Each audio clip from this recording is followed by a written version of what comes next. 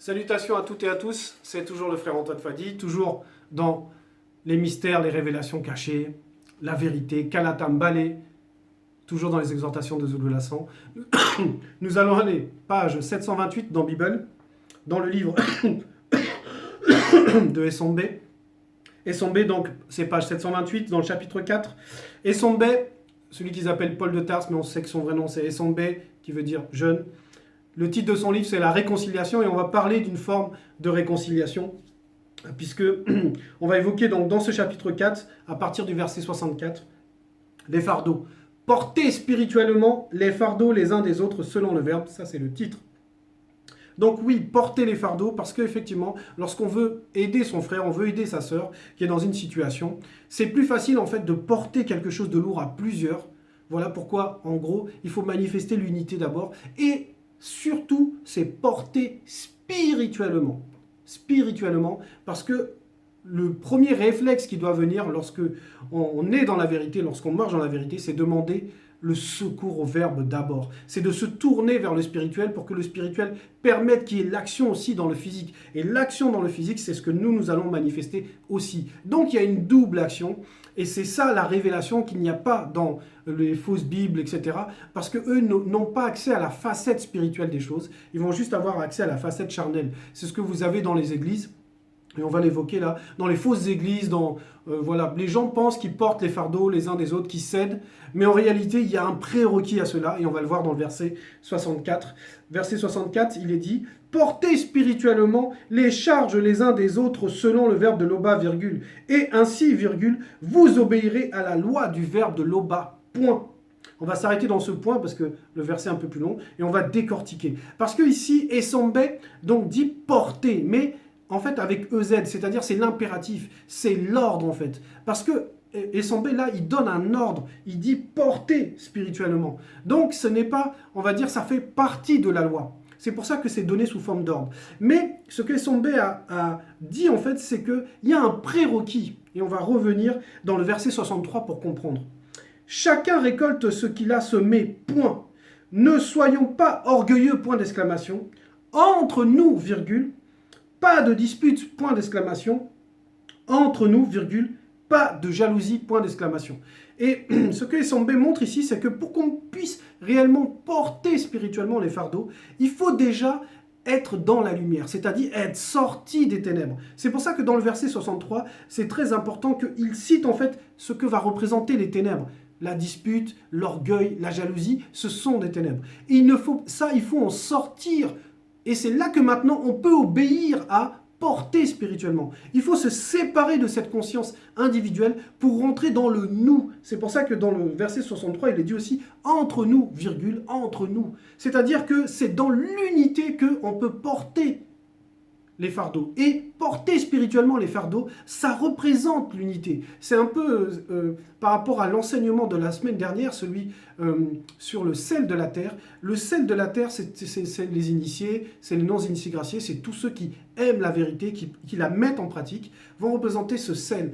Avec un grain de sel, on ne peut pas saler un plat en fait. Il faut plusieurs grains de sel.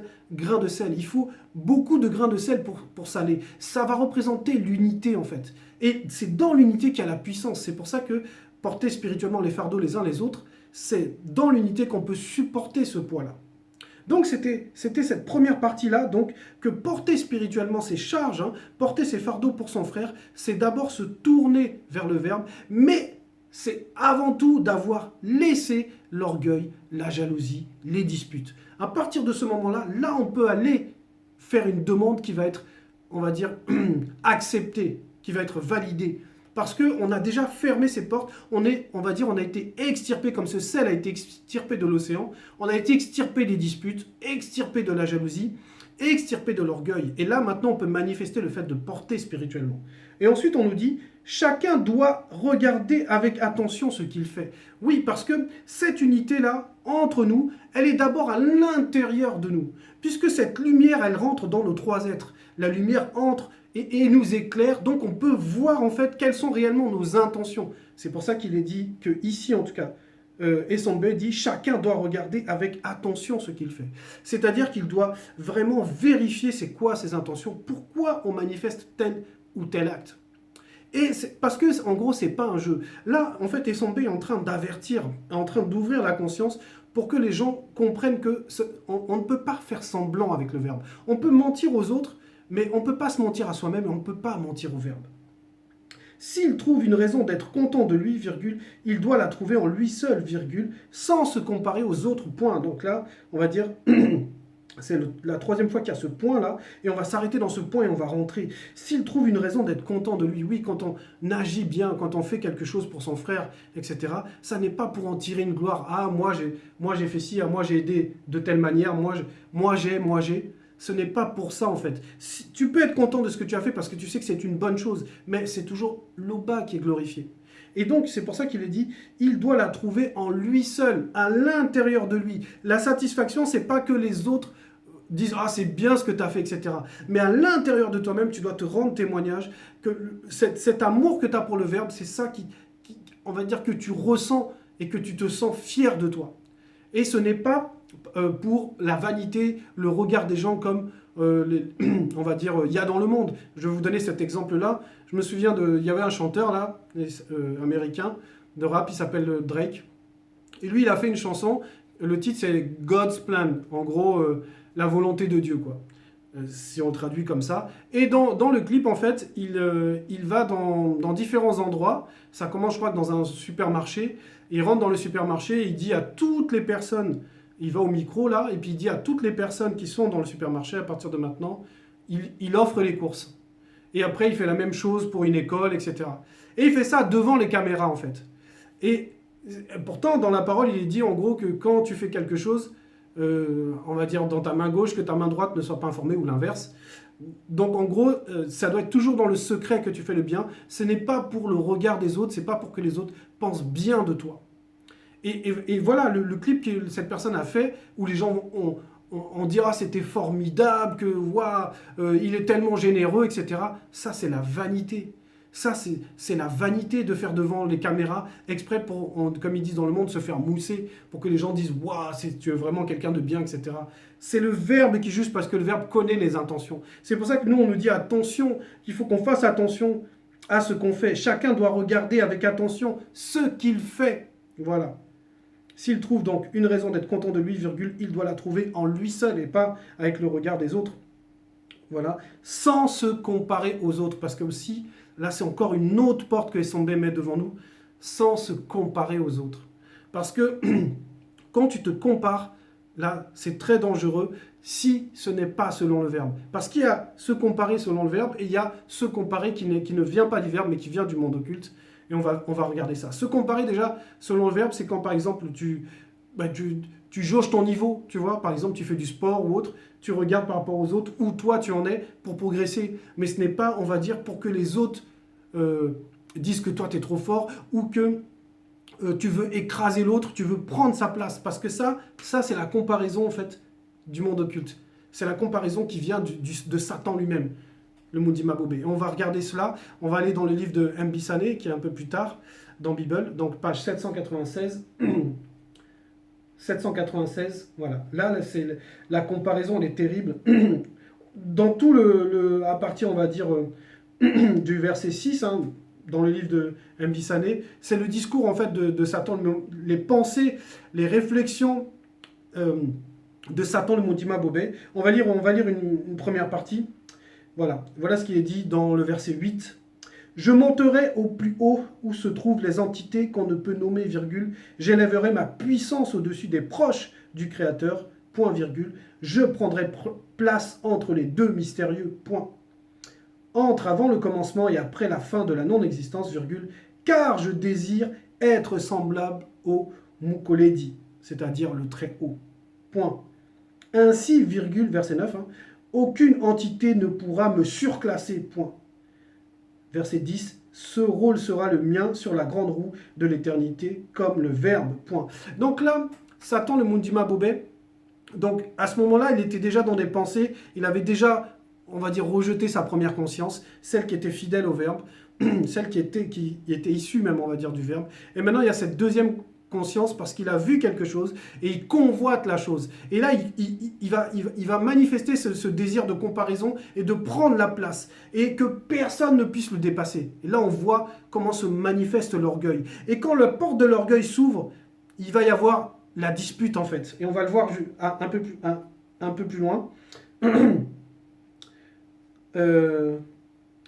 Verset 16. Alors ce chérubin dit à Satan, deux points. Donc, lorsque on va dire Satan n'était pas tout seul, il y avait un chérubin protecteur qui était avec lui et qui a sondé en fait les pensées, ce qui est de plus profond, de plus caché dans Satan. Et voilà ce qu'il lui dit. Alors ce chérubin dit à Satan, deux points.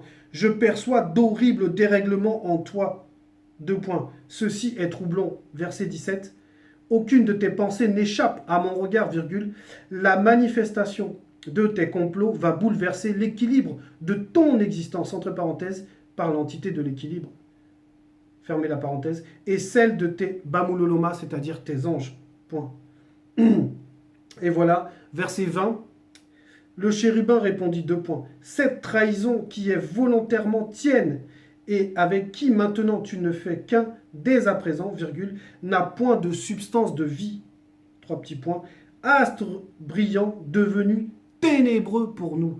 Astre brillant devenu ténébreux pour nous. Voilà, c'est ce que j'expliquais tout à l'heure quand je disais qu'il y a des œuvres qu'il faut manifester absolument, il faut vraiment être sûr de les manifester en étant dans la lumière.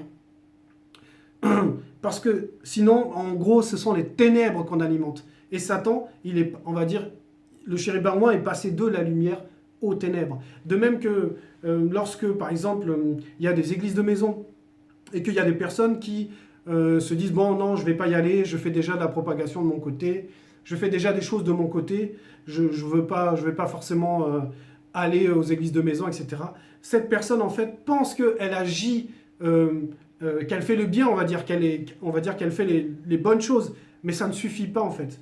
Parce que l'église de maison va représenter l'unité, va représenter la puissance, va représenter de rentrer dans la lumière. Et la personne qui se bloque, qui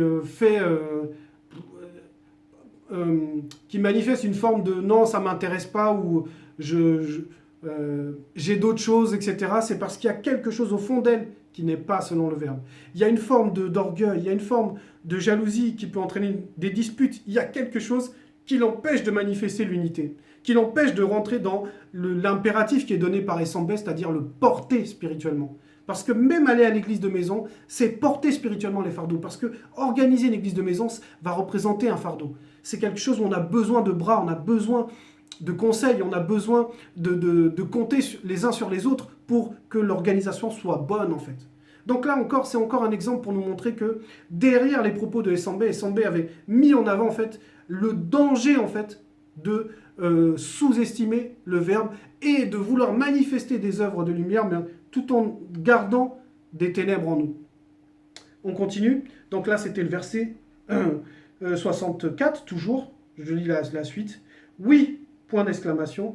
Chacun est et sera responsable de ses actes dans son état conscient. Et on vient de voir l'exemple avec Satan, en fait.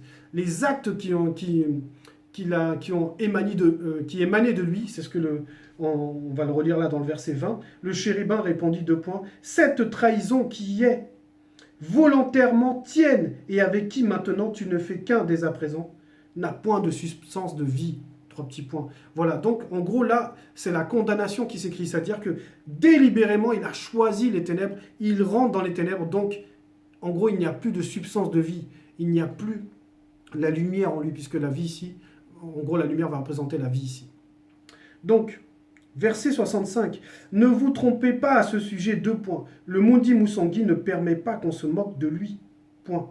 Chacun récolte ce qu'il a semé dans son état conscient, point. Si quelqu'un sème ce qui plaît à ses désirs mauvais, virgule, il récoltera ce que ses désirs mauvais produisent, virgule, c'est-à-dire le mystère des raisins de la mort. Et voilà, la substance de vie se retire, c'est le mystère des raisins de la mort. Donc encore l'exemple là, c'était Satan. Donc ça veut dire quoi? Ça veut dire que celui qui veut manifester réellement le fait de porter les fardeaux, il doit faire preuve d'humilité et de dévouement. Il doit y avoir les deux, en fait. Il doit y avoir l'humilité et le dévouement. Dévouement, ça veut dire que les autres comptent autant que lui. Et l'humilité, c'est qu'il ne manifeste pas d'orgueil lorsqu'il veut aider l'autre. On va aller dans le livre de Dalé pour voir cela. Dans le livre de Dalé, on va aller page 788. Dalé, page 788, dans le livre de Dalé. Et c'est les versets 98 et 99. Il est dit ceci. Et vous tous, virgule, revêtez-vous d'humilité dans vos rapports les uns avec les autres, selon le verbe. Donc porter les fardeaux, c'est vouloir d'un rapport les uns avec les autres, puisqu'on nous dit que il faut porter les fardeaux les uns des autres, selon le verbe. Donc porter le fardeau, c'est avoir ce rapport-là, les uns avec les autres. Et on nous dit qu'il faut se revêtir, il faut porter un vêtement qui s'appelle l'humilité ici. Verset 99. Courbez-vous donc humblement sous la manifestation de la puissance de l'Oba, virgule, afin que par le Mundi, il vous élève au moment qu'il a fixé par la manifestation de sa volonté. Donc, c'est la manifestation de la volonté qui permet que quelqu'un soit élevé. Et comme on l'a vu avec Satan voulait s'élever lui-même. Alors que nous, là, on nous montre que si tu sais manifester, on va dire, le dévouement, tu sais manifester l'humilité, tu ne fais pas les choses avec intérêt, mais tu les fais parce que pour toi c'est normal. C'est comme aimer le bas. C'est pas parce qu'on veut être sauvé qu'il faut aimer le bas, mais c'est parce que c'est normal d'aimer son père, tout simplement. C'est la même chose. Donc si tu manifestes cela, c'est le verbe qui t'élève au moment où il l'a choisi. Voilà. Et c'est ça le processus qu'il y a derrière le fait de vouloir porter les fardeaux les uns des autres. C'est parce que ça nous enseigne à nous l'humilité. Ça nous enseigne le dévouement. Ça nous enseigne l'unité, le nous, là. On retourne donc page 728, verset 66. Mais s'il sème ce qui plaît au Mundi Musangi, virgule, il récoltera ce que le Mundi Musangi produit, virgule, c'est-à-dire Longela Bundea, entre parenthèses, la vie éternelle. Donc on a vu deux choses. Il y a ce que la nature de chacun on va dire, va produire, qui va représenter les raisins de la mort, et il y a ce que le Mundi Musangi va produire, qui va représenter la vie. C'est pour ça que même là, dans notre verset 99, dans le livre de Dalé, il est dit, c'est que afin que par le Mundi, il vous élève, voilà, parce que c'est le Mundi qui, on va dire, c'est le Mundi en fait qui montre notre appartenance au Verbe. C'est le Mundi qui montre qui rend témoignage en fait, qui rend témoignage de nos actes, de nos œuvres, de notre amour pour le Verbe. C'est ça en fait. Donc le Mundi va produire quelque chose, c'est la vie éternelle. En gros, la vie éternelle va représenter la récompense. Maintenant, avant d'atteindre la vie éternelle, avant d'avoir cette récompense, il faut le mérite. Et le mérite va représenter le fait de rester dans la lumière, c'est-à-dire être saint, être propre. Parce que le fait d'être dans la lumière, c'est le fait qu'on puisse voir en fait qu'il n'y a pas de tâche, qu'on est vraiment propre. Verset 67. Faisons le bien sans nous décourager, point. Oui, point d'exclamation. Si nous allons jusqu'au bout, virgule, nous récolterons quand le moment sera venu, oui. Parce que c'est effectivement ça. C'est-à-dire que Essambé ici, il s'appuie sur la promesse. Faisons le bien sans nous décourager. Ça veut dire quoi? Ça veut dire que celui qui se décourage, en fait, c'est qu'il a perdu l'adhésion. Il a perdu l'adhérence. Voilà. Il n'adhère plus, celui qui se décourage. En gros, il n'a plus d'espérance. Alors que là, Essambé dit bien, oui, point d'exclamation, c'est une affirmation. Si nous allons jusqu'au bout, virgule, nous récolterons quand le moment sera venu. Donc lui, il s'appuie sur l'espérance, parce qu'il sait que la parole, c'est la vérité. Il faut juste qu'elle s'accomplisse et à nous de tenir, de ne pas nous décourager. Parce que quelqu'un qui se décourage, en fait, c'est quelqu'un qui n'est pas heureux. On ne peut pas être heureux et se décourager. C'est pour ça que même dans l'exhortation d'avant, j'avais parlé de ça par rapport à être heureux. Heureux ceux connus qui sont persécutés, etc. Heureux ceux qui manifestent leur amour pour le Verbe, qui manifestent leur témoignage pour le Verbe. Donc celui qui est heureux ne se découragera pas. Et on est heureux, des fois, ce qui peut nous empêcher d'être heureux, c'est parce qu'on a un fardeau qui est trop lourd à porter. Et c'est pour ça qu'on a besoin des autres. Donc ce qu'on aimerait qu'on nous fasse, c'est à nous aussi de le faire pour les autres. Verset 68. Alors, virgule, pendant le temps qui nous reste, virgule, travaillons pour le bien de tous ceux connus, virgule, surtout pour tous ceux connus qui partagent notre foi selon le Verbe. Voilà. En fait, c'est magnifique. Parce que, bon, on va le relire, ce verset 68. Alors, virgule, pendant le temps qui nous reste, oui, c'est ce qu'on appelle racheter le temps, virgule, travaillons pour le bien de tous ceux connus, virgule, surtout tous ceux connus qui partagent notre foi selon le verbe. Oui, il y a deux fois, il y a ceux connus et il y a ceux qui partagent la foi. Ceux connus qui partagent la foi, ben j'avais déjà donné une explication par rapport à ça. Ça va représenter ceux que moi je connais, qui sont dans Ibassi, qui sont avec moi, et ça c'est ceux connus qui partagent la foi, c'est-à-dire qu'ils la partagent, c'est-à-dire que je prends une partie de la leur, et eux, ils prennent une partie de la mienne. Ça veut dire quoi? Ça veut dire que, par exemple, on a la conférence des témoignages, où chacun raconte son témoignage de ce qu'il a vécu et comment ce que le Verbe lui a montré par rapport à ce qu'il a vécu. Moi, je prends une partie dans son témoignage. Il y a quelque chose qui va me toucher, qui va pénétrer en moi. Voilà, les conférences de prière commune, où effectivement, je partage ma foi avec mes frères et mes sœurs. Voilà, ça, c'est ceux, on va dire, ceux que connus avec qui je partage la foi. Mais après, il y a tous ceux que je ne connais pas encore physiquement et avec qui je ne peux pas partager directement. Celui ou celle qui m'écoute là derrière, qui est derrière son ordinateur ou derrière l'écran de son téléphone, tous les abonnés qu'il y a dans la Kissabe 832 qu'on ne connaît pas, ça c'est ceux connus aussi. Voilà, c'est pour ça qu'il y a cette distinction. Et la même chose, c'est ce que Essambé vivait à son époque. Hein. Il y avait ceux qu'il avait en face de lui et tous ceux en gros que lui ne connaît pas, mais pour lesquels le Verbe agit aussi. Donc c'était le message, et c'est un message d'encouragement réellement. C'est un message qui nous pousse en fait à comprendre que plus on est propre, plus en fait on sort de la conscience individuelle. On s'approche d'une conscience collective. On veut manifester l'unité. On veut que cette unité prenne. On veut voir Elbassi se tenir debout. On veut de plus en plus de manifestations de solidarité, d'unité, de groupe. On veut manifester la puissance, en fait.